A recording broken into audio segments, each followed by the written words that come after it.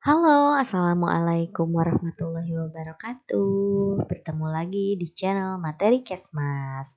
Gimana nih kabarnya teman-teman? Setelah kemarin kita di pertemuan kemarin membahas mengenai Peraturan Menteri Kesehatan Nomor 2 Tahun 2023, eh tentunya mungkin teman-teman juga akan semakin penasaran gimana isi dari Peraturan Menteri Kesehatan Nomor 2 Tahun 2013 ini, 2023 ini. Tentunya masih tentang kesehatan lingkungan. Nah, kita perlu banget nih belajar atau membedah peraturan yang ada pada peraturan Kesling ini karena eh, untuk persiapan P3K tahun 2023 ini nih. Gimana teman-teman yang mau ikut tes, yang mau melakukan persiapan, yuk kita sama-sama belajar. Ya, dimulai dari slide ini yang saya kutip dari sosialisasi Permenkes nomor 2 tahun 2023 tentang pelaksanaan PPKesling nomor 66 tahun 2014 itu. Nah, terdiri dari 11 bab ya. Jadi untuk yang satu itu kita tidak akan bahas, namun kita akan mulai kepada bab 2 sampai dengan bab 3 pada kesempatan pertemuan hari ini. Di mana ternyata di bab 2 ini secara garis besar membahas mengenai standar baku mutu kesehatan lingkungan dan persyaratan kesehatan. Dan bab 3-nya adalah upaya kesehatan. Ya, selanjutnya jadi pada bab 2 ini mulai dijelaskan bahwa standar baku mutu kesehatan lingkungan ini media air, udara, tanah dengan sarana dan bangunan dan vektor dan binatang pembawa penyakit. Nah, ini semua media-media yang kita bilang kayak avatar karena banyak sekali indikator kesehatan lingkungan. Nah, ini ada cabangnya lagi di bawahnya. Terus dilaksanakan media tersebut pada tingkat permukiman, tempat kerja, tempat rekreasi, dan tempat fasilitas umum. Nah, tentunya saja untuk di perumahan atau di pedesaan berarti masuknya itu pemukiman, tempat kerja juga seperti yang kita ketahui ya, banyak lingkupnya, itu ada industri, perkantoran, pertambangan dan lain-lain yang termasuk ke dalam lingkungan tempat kerja. Sarana rekreasi juga patut ada standar baku mutunya. Nah, tempat rekreasi dan terlahir yaitu tempat fasilitas umum. Nah, di sini ada beberapa pada pasal 4 yang memang harus kita pahami bersama, di mana setiap poin 1, setiap penghuni dan atau keluarga yang bertempat tinggal di permukiman wajib. Nah, ini nih dia nih. Wajib memelihara kualitas media air, udara, tanah, pangan, sarana dan bangunan, dan mewujudkan kepadatan vektor dan binatang pembawa penyakit sesuai dengan standar baku mutu kesehatan lingkungan dan persyaratan kesehatan. Nah, ini nggak akan jauh-jauh nih uraian ke bawahnya itu pasti lingkupnya itu bahwa setiap penghuni rumah berarti seluruh dari pribadinya masing-masing ya gitu untuk turut serta mendukung atau mengimplementasikan dari peraturan Menteri Kesehatan tahun 2023 ini. Untuk poin 2-nya, nah ini poin 2-nya sepertinya lebih khusus lagi bahwa setiap pengelola, penyelenggara, penanggung jawab lingkungan permukiman, tempat kerja, tempat rekreasi, serta tempat dan fasilitas umum wajib mewujudkan media air, udara, tanah, pangan, sarana bangunan, vektor, dan binatang pembawa penyakit yang memenuhi standar baku mutu kesehatan lingkungan dan persyaratan kesehatan. Nah, kayak misalnya fasilitas umum itu kayak hotel gitu ya, terus lagi eh, tempat pengelolaan pangan gitu kan. Sekarang memang karena di Permenkesnya juga diatur media-media kesehatan lingkungan itu harus dilaksanakan di tempat fasilitas umum ataupun tempat pengelolaan pangan, sehingga mereka itu kadang memang mengkhususkan ada tenaganya gitu, SDM-nya seperti tenaga sanitasi lingkungannya ada gitu, apalagi di jasa boga yang memang sudah besar memproduksi misalkan bahan pangan ataupun olahan pangan yang banyak, itu wajib ada tenaga sanitasi lingkungannya di situ selain ada peran dari tenaga teman-teman ahli gizi. Nah, tiga, tiga, tiga itu yaitu air minum, terus air untuk keperluan hygiene dan sanitasi, air kolam renang, air spa, dan air pemandian umum. Dan memang yang paling pertama itu air minum, seperti misalkan perusahaan-perusahaan depot air minum isi ulang yang perlu banget aware terhadap persyaratan kesehatan media air. Nah, di sini juga akan diatur di dalam peraturan ini. Utamanya juga untuk keperluan hygiene dan sanitasi. Karena memang kalau untuk keperluan hygiene dan sanitasi ini kan juga salah satunya air diperuntukkan untuk pengelolaan pangan, misalkan itu menghindari atau mencegah terjadinya kontaminasi terhadap kualitas si olahan pangan tersebut. Terus yang poin kedua, di mana air yang tadi itu terdiri dari 4 unsur, fisik, biologi, kimia, dan radioaktif. Dan yang ketiga, di mana di sini bunyi poinnya adalah air dalam keadaan terlindung dari sumber pencemar, eh, dari sumber pencemar gitu ya, binatang pembawa penyakit dan tempat perkembangbiakan vektor. Yang keduanya aman dari kemungkinan terkontaminasi. Yang ketiganya pengelolaan, pengawadahan dan penyajian untuk air minum harus memenuhi prinsip hygiene dan sanitasi. Dan yang keempat, yang tadi sudah disebutkan di poin ketiga, bahwa prinsip hygiene dan sanitasi itu merupakan kegiatan untuk memastikan kualitas air minum tidak mengandung unsur mikrobiologi, fisika, kimia, dan radioaktif yang dapat membahayakan kesehatan. Nah, ini seperti kita tahu ya, kalau bahaya mikrobiologi, misalkan dia bisa menyebabkan penyakit, waterborne disease gitu ya. Terus untuk yang fisikanya juga sama, kimianya juga bisa menyebabkan keracunan, radioaktif juga demikian gitu. Ada yang sifatnya langsung terjadi efeknya, ada yang sifatnya jangka panjang. Nah, untuk poin ketiga, persyaratan kesehatan untuk udara dalam ruang itu ada terdapat sirkulasi dan pertukaran udara. Yang kedua, terhindar dari paparan asap berupa asap rokok, asap dapur, asap dari sumber bergerak, dan asap dari sumber lainnya. Tidak berbau dan terbebas dari debu. Dan persyaratan keempat, persyaratan kesehatan untuk udara ambien nih, yang memajan langsung pada manusia. Nah, sebagaimana yang disebutkan pada pasal 1 pada ayat 6 ayat 1 tadi, paling sedikit tidak terpajan suhu udara, kebauan, asap, debu yang melebihi batas toleransi tubuh.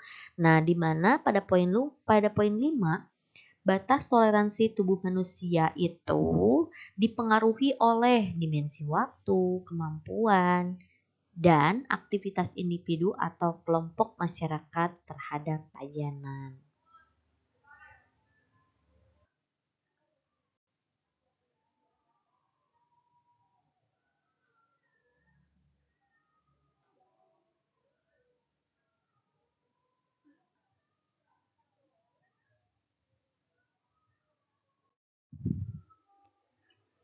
Ya, dan untuk Pasal 7 ini berkenaan dengan standar baku mutu kesehatan lingkungan media tanah yang terdiri dari 4 unsur, yaitu fisik, kimia, biologi, dan radioaktif alam. Persyaratan kesehatan media tanah ini terdiri atas 1.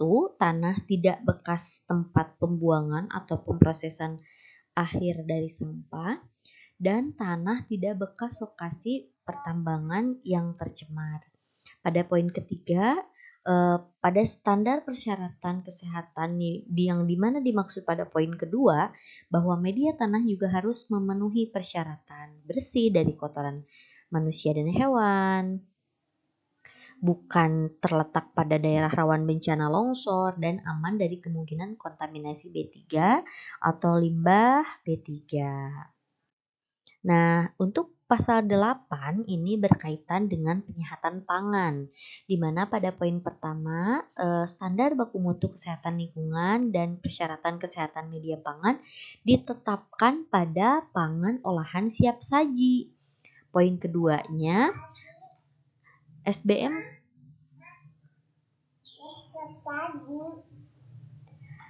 Poin keduanya,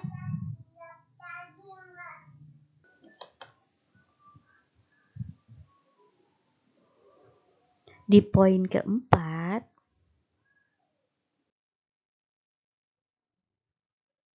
ini.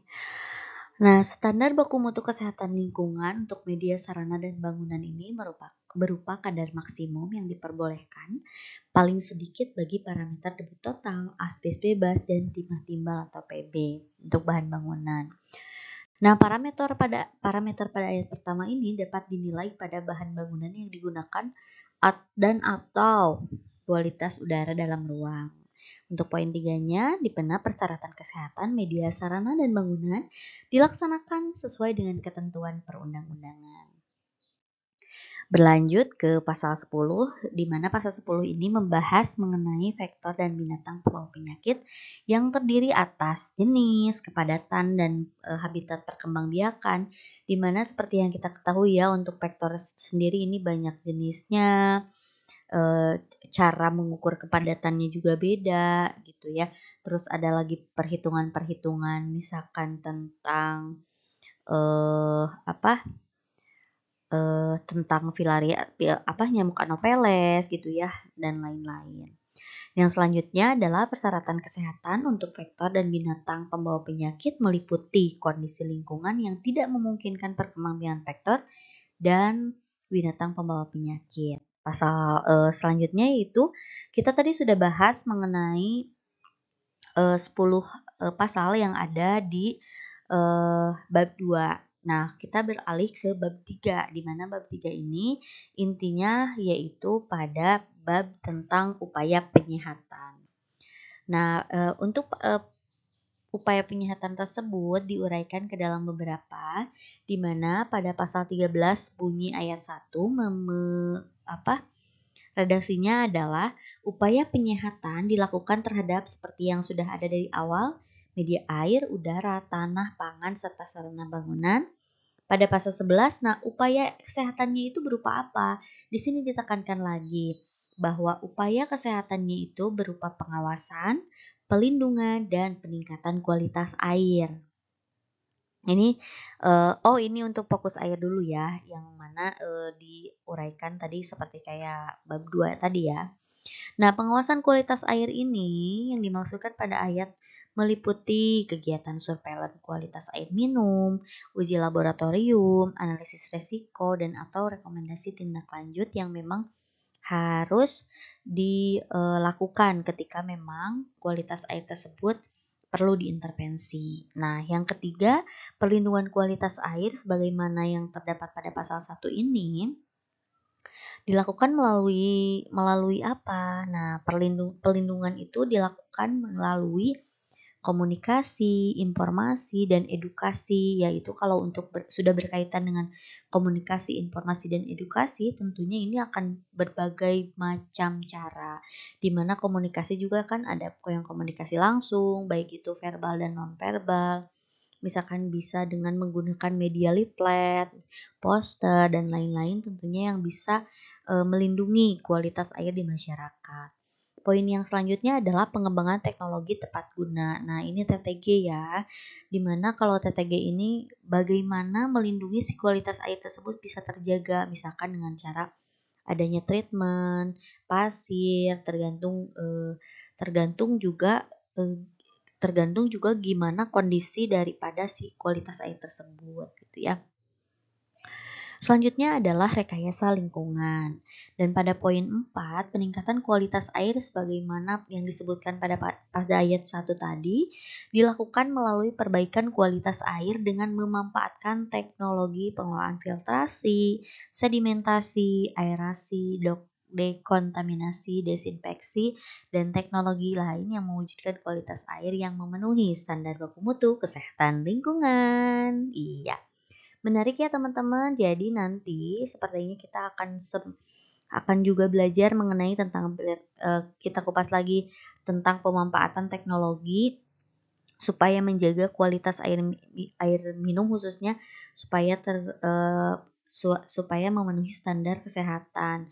Harus belajar tentang filtrasi, sedimentasi, aerasi, dekontaminasi, desinfeksi, dan atau TTG lainnya yang memang berhubungan dengan kualitas air. Next, untuk pasal 16. Jadi pada pasal 16 ini tadi udah tentang udara, sekarang kita beralih ke tanah. Di mana pemantauan juga dilakukan seperti apa? Ada pemantauan dan pencegahan penurunan kualitas tanah. Yang pertama, pemantauan kualitas tanah ini dilakukan melalui surveilan, uji laboratorium, analisis resiko lagi, rekomendasi dan tindak lanjut lagi, dan yang terakhir adalah pemetaan tanah dan populasi tanah daerah berisiko. Ini berurut ya, seperti misalkan kita seorang mahasiswa atau sanitarian, pertamanya harus melakukan surveilan bagaimana kualitasnya secara uji lapangan misalkan. Selanjutnya untuk memastikan kita harus uji laboratorium. Setelah diyakinkan dengan uji laboratorium, peranan kita nih sebagai tim analisis lingkungan, bagaimana resikonya apabila misalkan kualitas tanahnya tercemar, bagaimana rekomendasi dan tindak lanjutnya, itu harus dilakukan sesuai dengan regulasi yang sudah ditetapkan sehingga bisa menetapkan populasi daerah yang beresiko. Dan tentunya pencegahannya itu berupa apa? Sama juga tadi, komunikasi informasi dan edukasi, pengembangan TTG, dan rekayasa lingkungan. Semakin ini ya, teman-teman ya, semakin paham ya.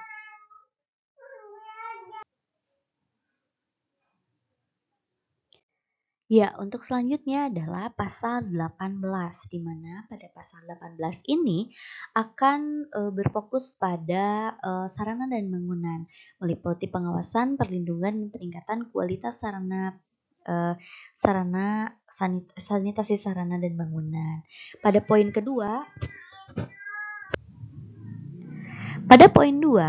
pengawasan kualitas sanitasi sarana dan bangunan ini dilakukan melalui surveillance, analisis risiko, dan rekomendasi tindak lanjut. Jadi kalau untuk sarana dan bangunan ini nggak ada uji laboratorium ya teman-teman. Dan untuk yang ketiga adalah pelindungan dan peningkatan kualitas sanitasi sarana dan bangunan ini dilakukan dengan cara komunikasi, informasi, edukasi, dan pengembangan teknologi tepat guna.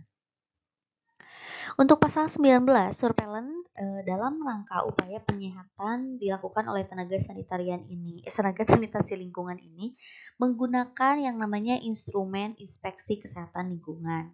Yang poin kedua, uji laboratorium dalam rangka melakukan penyehatan ini dilakukan pada laboratorium yang terakreditasi, laboratorium yang ditunjuk oleh pemerintah, bisa berarti ya Labkesda yang ada di unit daerah juga. Selain pada laboratorium, juga dapat dilakukan nih, teman-teman sekarang di puskesmas juga udah pada difasilitasi nih, uji cepat ya, yang terlatih tentunya dengan tenaga TSL yang terlatih, dengan menggunakan peralatan pemeriksaan lapangan yang terkalibrasi, tentunya dengan reagen yang memang tidak kadaluarsa. Perlu digaris bawah ya teman-teman ya, tadi kan upaya penyehatan ini menjadi inti daripada bab 3 ini. Jadi upaya penyehatan itu dalam rangka apa? Dengan menggunakan apa? Intinya dengan menggunakan inspeksi kesehatan lingkungan, baik itu berupa IKL terkait, nanti kan dibagi-bagi lagi ya tergantung daripada apa yang akan kita IKL gitu.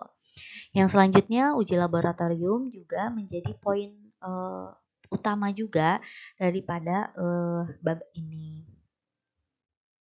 Oke, pada pasal 20 tentang pengawasan dan pemantauan kualitas media lingkungan dalam rangka upaya penyehatan dilakukan secara internal dan eksternal. Nah, ini mungkin akan menjadi lebih jelas lagi di peraturan Menteri Kesehatan nomor 2 ini ya, teman-teman ya. Nah, di mana di poin 2 ini disebutkan bahwa pemantauan atau pengawasan secara internal ini dilakukan oleh pengelola atau penyelenggara penanggung jawab lingkungan pemukiman, tempat kerja, tempat rekreasi, tempat fasilitas umum,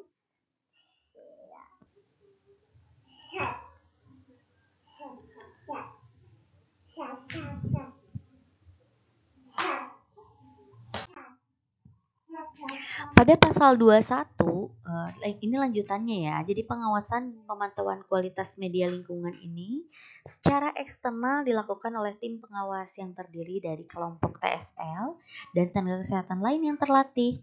Dalam melakukan pengawasan, tim pengawasan melibatkan tenaga lain sesuai dengan kebutuhan, dan pengawasan pemantauan kualitas media lingkungan secara internal dan eksternal ini dilakukan dengan menggunakan instrumen juga ya, instrumen inspeksi kesehatan lingkungan atau instrumen lainnya yang berhubungan.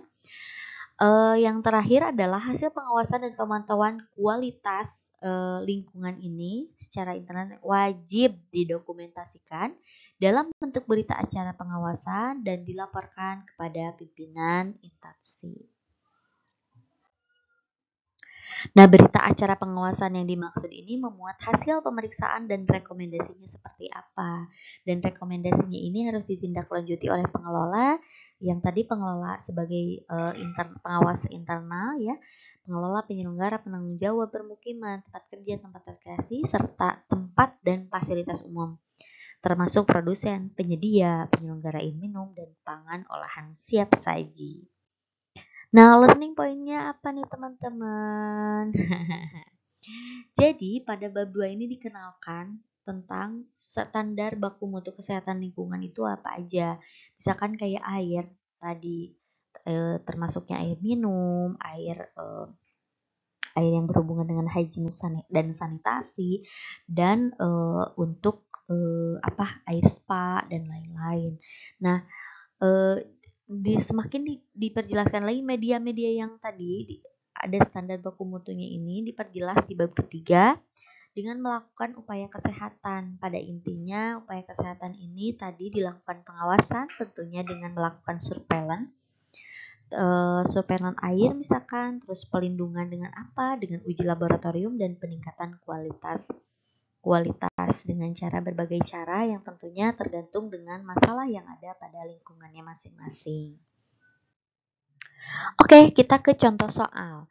Seorang TSL atau tenaga sanitasi lingkungan dalam melaksanakan standar baku mutu kesehatan lingkungan dan persyaratan kesehatan sesuai dengan peraturan ditetapkan untuk media air, udara, tanah, pangan, sarana dan bangunan, dan vektor binatang pembawa penyakit yang berada pada lingkungan.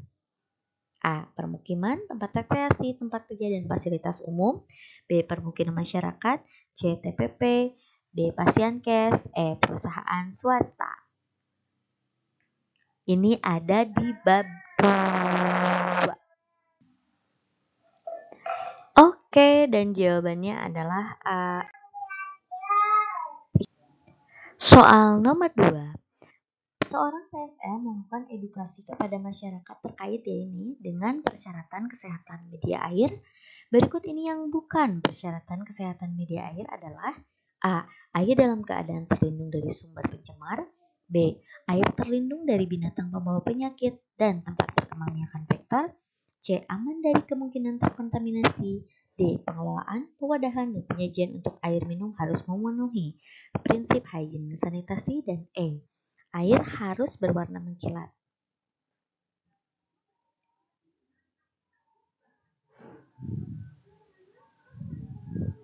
Dan jawabannya adalah E.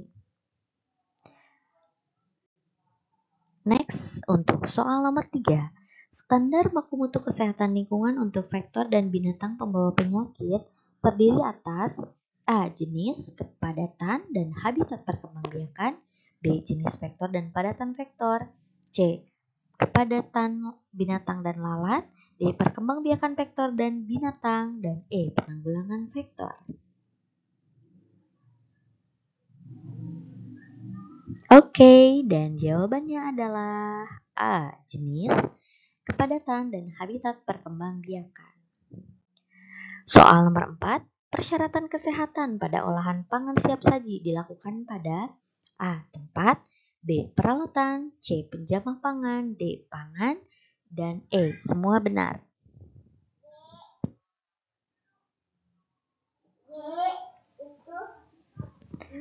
Dan jawabannya adalah E. Semua benar.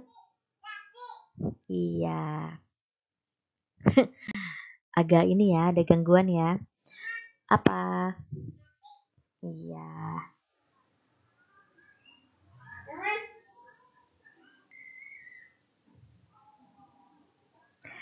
Ya, untuk soal nomor 5 itu jawabannya adalah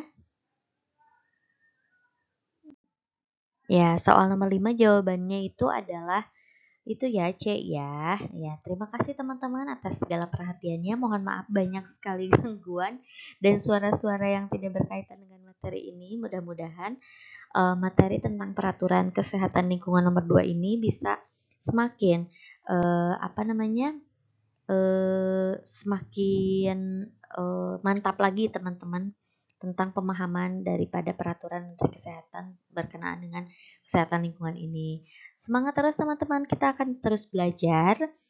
Tentunya masih ada di part lainnya untuk bedah daripada peraturan yang mengenai casing ini. Terima kasih. Assalamualaikum warahmatullahi wabarakatuh.